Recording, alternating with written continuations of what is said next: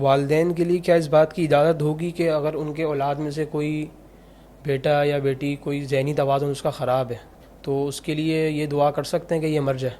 وہ خود مصیبت میں ہوں یا کوئی شخص دوسرے کو دیکھے کہ یہ شخص مصیبت میں ہے، تکلیف میں ہے، تو اس کے لیے یہ دعا کرنے کی تو اجازت نہیں ہے. اگر کوئی بچہ کسی بستر میں پیشاب کر دے اور پھر وہ پیشاب خشک ہو جائے، بعد میں کوئی اس بستر کے اوپر بیٹھ رہا ہے تو اس کے کپڑے تو ناپاک نہیں ہو جائیں گے؟ اگر کسی شخص کو جان کا خوف ہے، کسی سے خطرہ ہے، تو جان کے خوف کی وجہ سے وہ مسجد میں نماز پڑھنا چھوڑ سکتا ہے؟ کہ خواتین کے لیے سونے چاندی کے علاوہ کسی اور دھات سے کوئی جویلری وغیرہ، انگوٹھی وغیرہ بنی ہو یا آرٹیفیشل جو جویلریز ہوتی ہیں تو ان کے پہننے کا کیا حکم ہے؟ انگوٹھی کے متعلق تو یہ مسئلہ ہے کہ انگوٹھی جو ہے وہ سونا اور چاندی کے علاوہ نہیں پہن سکتی کسی اور دھات کی.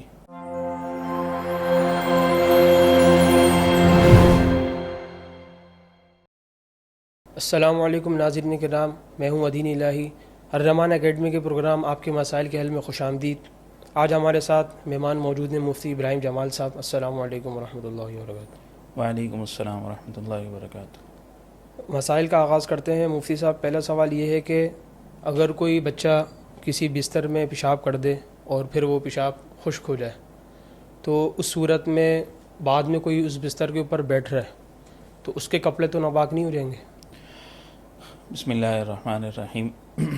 دیکھیں، اگر کوئی کسی کپڑے پر، کسی بستر وغیرہ پر کوئی بچہ پیشاب کر دیتا ہے تو وہ جب تک اس کو پاک نہ کر لیا جائے جب تک وہ ناپاک ہی رہے گا. البتہ اگر وہ پیشاب خشک ہو گیا اور پھر اس کے بعد کوئی ایسا شخص بیٹھا کہ جس کے پاؤں یعنی جس کا بدن یہ کپڑے پر گیلاہٹ نہیں تھی، یعنی اس ناپاکی کا اثر اس تک نہیں آیا، تو بہرحال پھر وہ بندہ ناپاک نہیں ہوگا، یا اس کے اوپر کوئی دوسرا کپڑا آیا تو وہ ناپاک نہیں ہوگا. لیکن اگر اس ناپاکی کا اثر اس تک آیا کہ مثلا کوئی گیلا کپڑا ڈال دیا تو پھر لامحالہ وہ کپڑا بھی ناپاک ہو جائے گا. اچھا، اگلا سوال یہ ہے کہ اگر کسی شخص کو جان کا خوف ہے، کسی سے خطرہ ہے، تو جان کے خوف کی وجہ سے وہ مسجد میں نماز پڑھنا چھوڑ سکتا ہے؟ دیکھیں، اگر کسی شخص کو واقعتاً اس طور پر خوف ہو کہ اس کو اپنی جان چلے جانے کا خوف ہو کہ اگر مثلا مسجد تک جائے گا تو کوئی دشمن ایسا مل جائے گا جو اس کی جان کے پیچھے ہے، یہ کچھ حالات اس طرح کے بنے ہوئے ہیں کہ جس کی وجہ سے مسجد تک جانے میں جان کا خوف ہے، تو پھر گنجائش ہوگی اس بات کی کہ وہ جماعت کو چھوڑ دے. لیکن صرف ہلکے پھلکے ڈر کی وجہ سے جو ہے وہ چھوڑ دینا، یا چھوٹے کسی ایسے عذر کی وجہ سے چھوڑ دینا کہ جو واقعتاً کوئی ایسا معقول نہ ہو، تو پھر اس صورت میں گنجائش نہیں ہوگی. مطلب پھر مسجد کی جماعت کو جانا بہرحال فضیلت کا باعث ہے. جزاک اللہ. اچھا، اگلا سوال یہ پوچھا ہے کہ اگر کسی شخص کو قریبی رشتہ داروں سے ملاقات کے وقت یہ اندیشہ ہے کہ وہ حرام کام کا ارتکاب کر لے گا، یعنی کہ کوئی مخلوط اجتماع ہو رہا ہے، کوئی گیدرنگ ہو رہی ہے، مخلوط گیدرنگ ہو رہی ہے، یا کسی ایسے بندے نے دعوت کری ہے کہ جس کی آمدنی حرام ہے، تو ایسے شخص سے ملنے کا کیا حکم ہے؟ دیکھیں، رشتہ دار سے تو قطع تعلق ہی نہیں کی جائے گی، البتہ اس کو جو ہے وہ سمجھایا جائے گا، اس کو بتلایا جائے گا. حتی الامکان کوشش یہ کرے کہ اس کو بتلائے اور اس کو سمجھائے کہ یہ عمل ناجائز ہے، اس کو نہ کرے. لیکن اگر پھر بھی وہ عمل کر رہا ہے تو بہرحال اپنے آپ کو حرام سے بچانا ضروری ہوگا. لہذا اگر ایسی جگہ ہے کہ جہاں مخلوط اجتماع ہے تو پھر اس صورت میں وہاں پر اگر تو نہ جائے، کوئی فرق نہیں پڑتا تو ٹھیک ہے، اچھی بات ہے، نہ جائے. لیکن اگر کوئی مسئلہ ہے کہ قطع تعلقی کا خدشہ ہے تو پھر ایسے جائے اور اپنے آپ کو حتی الامکان حرام سے بچا کے رکھے. اسی طرح اگر کسی نے حرام مال سے دعوت کی ہے تو اس کو جو ہے بتلائے، سمجھائے. لیکن اگر پھر بھی نہ مانے تو اس صورت میں بہرحال اس کو کھانا نہیں کھائے، اس کا جو ہے وہ کھانا نہیں کھانا چاہیے لامحالہ. اگر اس کی طرف سے آ گیا ہے گھر پہ تو پھر اس صورت میں وہ کسی کو دے دے بغیر ثواب کی نیت کے. اگلا سوال یہ پوچھا ہے کہ اگر کسی شخص کا سال پورا ہونے سے پہلے اس کا جو نصاب تھا زکوٰۃ کا وہ ختم ہو گیا تو اب وہ کیا کرے گا؟ اس کو زکوٰۃ واجب ہے یا نہیں؟ دیکھیں، اگر کوئی شخص صاحب نصاب ہوا، یعنی اس کے پاس اتنی رقم آئی جس کی وجہ سے زکوٰۃ ادائیگی اس پر فرض ہو گئی، لیکن درمیانے سال میں بالکل ہی اس کے پاس سب کچھ ختم ہو گیا، یعنی کچھ بھی نہیں بچا، تھوڑی سی بھی رقم نہیں بچی. یہ ضروری نہیں ہے کہ صاحب نصاب کے بقدر بچے، مطلب کچھ بھی نہیں بچا، تو اب اس صورت میں پھر وہ گویا اب صاحب نصاب نہیں رہا. اب اگر اس کے پاس دوبارہ اتنی رقم آئے گی جو زکوٰۃ کے نصاب کے برابر ہو تو پھر وہ نیا سال اس کا شروع ہوگا. اچھا، سائل کے متعلق سوال کیا ہے کہ جو مانگنے والے ہوتے ہیں تو اس میں وضاحت فرمائیں کہ کس کو دینا چاہیے اور کس کو نہیں دینا چاہیے.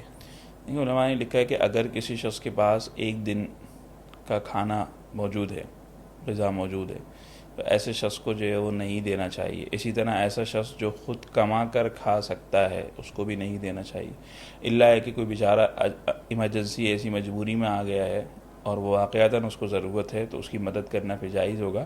لیکن کسی نے اگر اس کو پیشہ بنا لیا ہے اور کسی نے جو ہے وہ اس کو بالکل ذریعہ آمدنی بنا لیا تو پھر اس کو دینا جائز نہیں ہے. اچھا، اگلا سوال یہ پوچھا ہے کہ اگر کسی کے والیٹ میں، پرس میں قرآنی آیات ہوں تو وہ اس کے ساتھ واش روم جا سکتا ہے؟ دیکھیں، اگر وہ پرس کے اندر رکھی ہوئی ہیں یعنی قرآنی آیات ظاہر نہیں ہے تو ٹھیک ہے، وہ چھپی ہوئی ہے تو اگر چلا گیا تو کوئی حرج کی بات نہیں ہے. لیکن بہتر یہ ہے کہ کوشش کرے، احتیاط کرے اور باہر رکھ کے چلا جائے تو بہت اچھا ہے. لیکن اگر باہر رکھ کے جانے کا کوئی موقع نہ ہو، مثلا ایسی جگہ ہے کہ باہر رکھ کے جائے گا تو چوری کا خدشہ ہے وغیرہ ذالک، تو پھر کوئی مسئلہ نہیں ہے، کوئی حرج نہیں ہے، چلا جائے، گنجائش ہے. اچھا، ایک سوال یہ پوچھا ہے کہ خواتین کے لیے سونے چاندی کے علاوہ کسی اور دھات سے کوئی جویلری وغیرہ، انگوٹھی وغیرہ بنی ہو یا آرٹیفیشیل جو جویلریز ہوتی ہیں تو ان کے پہننے کا کیا حکم ہے؟ دیکھیں، انگوٹھی کے متعلق تو یہ مسئلہ ہے کہ انگوٹھی جو ہے وہ سونا اور چاندی کے علاوہ نہیں پہن سکتی، کسی اور دھات کی آرٹیفیشیل انگوٹھی نہیں پہن سکتی، الا ہے کہ اگر اس پر سونے یا چاندی کا پانی چڑھا دیا جائے تو پھر اس کے جو ہے وہ گنجائش ہوگی. لیکن بہرحال سونے اور چاندی کے علاوہ انگوٹھی نہیں پہن سکتی. ہاں، دیگر زیورات، دیگر چیزیں جو ہے وہ پہن سکتی ہیں، اس میں کوئی حرج کی بات نہیں ہے. وہ اگر کسی اور دھات کے آرٹیفیشیل وغیرہ ہوں تو اس میں کوئی حرج نہیں ہے. چوڑیاں وغیرہ اور چوڑیاں پہن سکتی ہے، ہار ہو یا دوسری چیزیں ہوں. اچھا، ایک سوال یہ پوچھا ہے کہ کافر شخص کے رشتہ دار کی وفات پر تعزیت کر سکتے ہیں؟ جی، کافر شخص کی اگر جو وفات ہو گئی ہے تو اس کے کسی قریبی رشتہ دار سے تعزیت کی جا سکتی ہے، البتہ دعائیں مغفرت نہیں کی جا سکتی. اور تعزیت کا طریقہ کار یہ ہوگا کہ اس کو بس اتنی دعا دے دی جائے کہ اللہ تعالیٰ آپ کو اس کا بہترین نعم البدل عطا فرما دے. بس اس سے زیادہ جو ہے وہ مطلب اس پر جو ہے وہ دعائیں مغفرت کرنا یا اس کی آخرت کے متعلق کوئی دعا کرنا یہ جائز نہیں ہوگا. اچھا، ایک سوال یہ پوچھا ہے کہ فرشتوں پر ایمان کا مطلب کیا ہے، اس کی وضاحت فرمائیں. لیکن فرشتوں کا ایمان کا مطلب یہ ہے کہ جو قرآن و حدیث میں فرشتوں کے متعلق وارد ہوا ہے کہ فرشتے ایک اللہ تعالیٰ کی مخلوق ہیں، اللہ تعالیٰ نے ان کو رکھا ہوا ہے اور اللہ کے حکم کے تحت وہ اس نظام کو، دنیا کے نظام کو چلاتے ہیں، مختلف خدمتوں پر مامور ہیں اور معصوم ہیں، یعنی ان سے کوئی گناہ بھی سرزد نہیں ہو سکتا اور اللہ کے حکم کے تابع ہیں، اپنے اختیار سے کچھ نہیں کر سکتے. ان ساری باتوں پر ایمان لانا ضروری ہوگا. جزاک اللہ.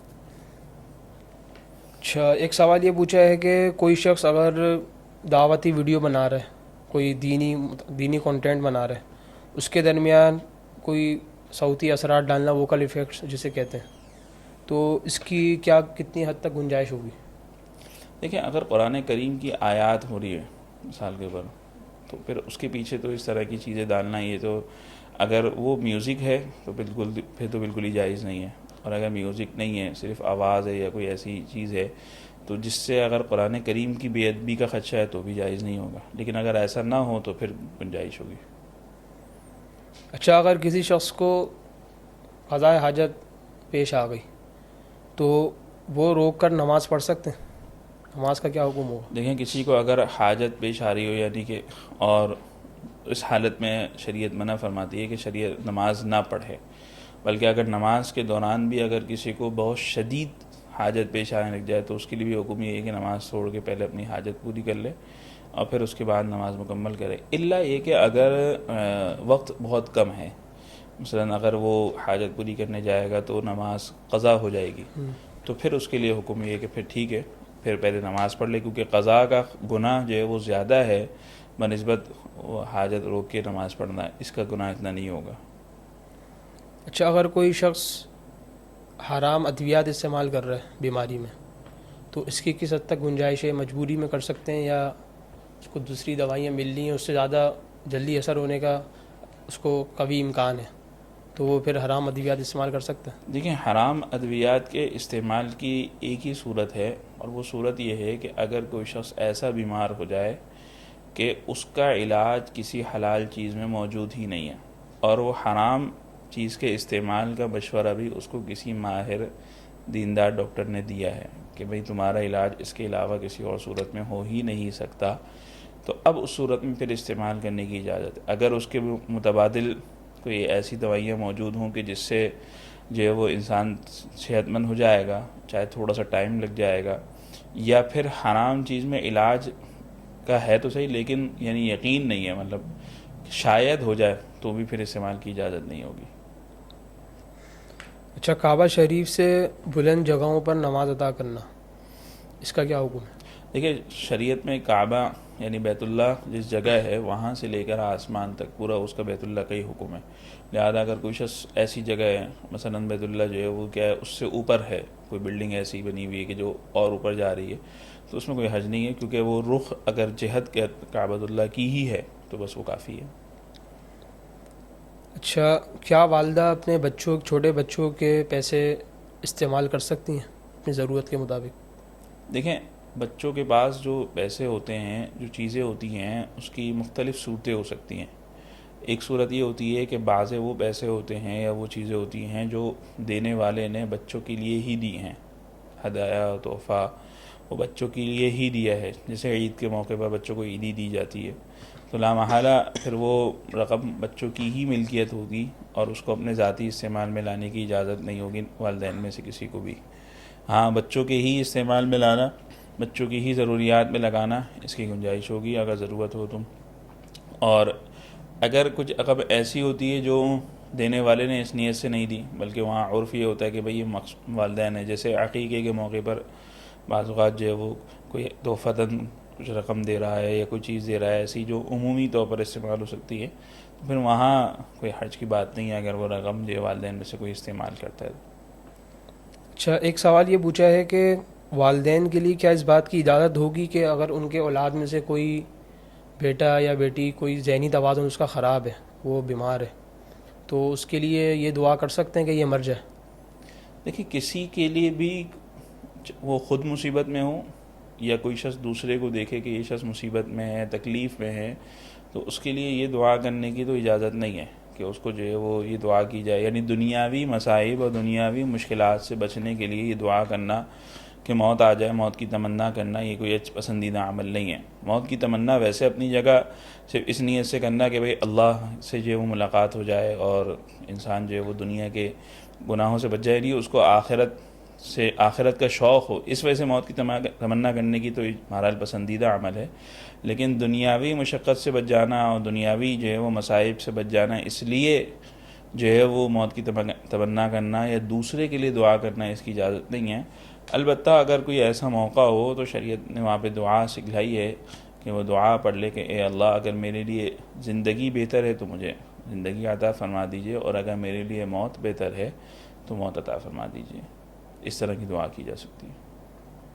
اچھا، ایک سوال یہ پوچھا ہے کہ اگر نجاست کسی جگہ سے ہٹا دی، صاف کر دی، پھر اس کی بدبو باقی ہے ابھی، تو بدبو کے باقی ہونے کی وجہ سے تو کوئی مسئلہ نہیں ہوگا؟ لیکن اگر پاکی کا جو طریقہ کار تھا اس طریقے کے مطابق اس کو پاک کر لیا گیا ہے تو اب صرف بدبو سے کوئی فرق نہیں پڑے گا، بہرحال وہ چیز پاک شمار کی جائے گی۔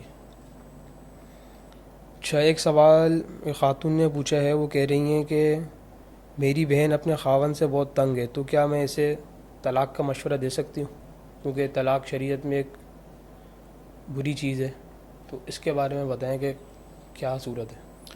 دیکھیں فی نفسی تو طلاق جو ہے وہ کیا ہے پسندیدہ عمل نہیں ہے، لیکن اگر واقعتاً کوئی شرعی مجبوری ایسی بنی ہوئی ہے کہ وہ شوہر اس کے حقوق ادا نہیں کرتا یا حد سے زیادہ ظالم ہے اور اس کو ظلم کرتا ہے، اس طرح کی کوئی عذر مجبوری ہے تو پھر اس صورت میں کوئی حرج کی بات نہیں ہے، وہ عورت اس کو یعنی اپنی بہن کو طلاق کا مشورہ بھی دے سکتی ہے اور وہ خود بھی طلاق لے سکتی ہے، کوئی حرج کی بات نہیں ہے۔